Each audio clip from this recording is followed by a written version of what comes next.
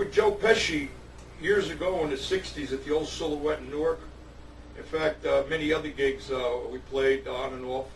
And I tell you, he's just as funny as he is in the movies. He was a piece of work with comedy. In fact, if you saw that, anybody that saw that picture, Goodfellas, at that scene where he's in that restaurant, all the guys crowded around. I think there was a few scenes like that in that movie, and laughing while he's the center of the, taking center stage, telling all these jokes. That's the way he was in diners, and we just had a ball with him. He was a very funny man, excellent guitar player. I started playing with him around the time the Four Seasons got started at the Silhouette. I don't even know if that place is still up there, but there were many times. In fact, I remember this week, years ago. This lady at the bar was kind of bummed, and she knew the great piano player Joe Pesci. So we keep announcing Joe's name. She calls him over and she goes, "Are you related to Joe Pesci?" He goes, "No, my name is Pesci." Okay, goes back up the place, comes back down. She calls him over again. "Is Joe Pesci your father?" "I'm good friends with him. He's a great piano player." "No, my name is Pesci, not Pesh." No, still didn't catch it. Their next set calls him over again. "Joe Pesci isn't your father?" He goes, "Mine." He got this woman hysterical laughing the way he did this so common. "My name is Joe Pesci." The woman almost choked on her drink and left her. I'll tell you, the expression on his face was funny. I think in any of the scenes he played in the movie, trying to explain to this girl, this woman, that his name wasn't Pesci, but Pesci. I tell you, I couldn't play the next set. I never saw such an expression of trying to convince this woman that that's not his name. I tell you, he really. So a lot of times he would be at a diner and we'd have such a ball.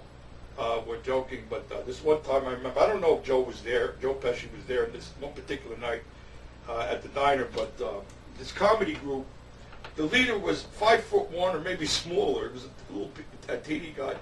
And the guitar player who did a lot of stunts with him in this comedy group was about 6'1". He had him over a foot, let's put it that way, and about maybe 100 pounds. So they're in the diner, it's Saturday night, it's really jammed, and they're just restless. So they start talking, and they said, "Let's do something that's exciting in this place." So what do? They talk about staging a phony fight. You go over to the window, you call me a name, and I'll come over like I'm pissed off. So the leader, about 5 feet, about 90 pounds, he goes over to the window, make believe he's looking at his car in the parking lot, whatever he's doing. And he's going. Something about his car, he yells over to the guitar player, "You effing this and you effing that." The guitar player comes barreling over like he's really mad. He grabs him by the shirt. He goes, "You little effing punk, what are you calling me? I'm going to beat the crap out of you." And he's ready to throw the punch, and the little guy is, "Oh, no, don't hit me." This whole show, everybody's looking, and it's like a entertainment after hours. This truck driver, I guess it was a truck driver, he looked like one. He was about bigger than the guitar player. He grabs him by the shoulder. He says, "You leave this kid alone." He hits him. Right? "It's only a joke." Boom! He hits him again. The little guy's trying to hold his arm back. Both of them couldn't hold his arm back. This guy was so strong, and he hit him about 3 or 4 times, thinking he's protecting this little guy. In the meantime, the whole thing was staged. This poor guy wound up with a couple of loose teeth. I don't know if he broke his jaw or what. They had escorted him out. The cops came. All this over a joke. It was so funny, man. I'll tell you, it's just amazing. I don't know if Joe Pesci was there or not, but we had such good times in the diner. In fact, Frank Vincent and Joe used to do some things with Pat Gallo in Jersey. Frank Vincent used to come and sit in on my drums all the time. But I'll tell you, in the 60s and 70s, there was no DJs then, and we had more work than we knew what to do with. In fact, there was this one strip in South Orange, New Jersey, that we could make a living over there. We used to go from one club to another right in that section there. It was just unbelievable because in those days, everything was live bands.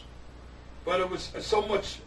We had a good time. There was no smoking laws and drinking laws like they have today. You didn't have to worry about losing your license if you got stopped. Go home and take it easy. No, have your license and all this. And we played all the time. In fact, these kids today, I feel sorry for them that have groups. All they do is rehearse, and if they demand a certain price, the owner will just tell them you don't want to pay because he has a DJ. The DJ costs like maybe 1/3 or 1/4 the amount of what the band will cost them.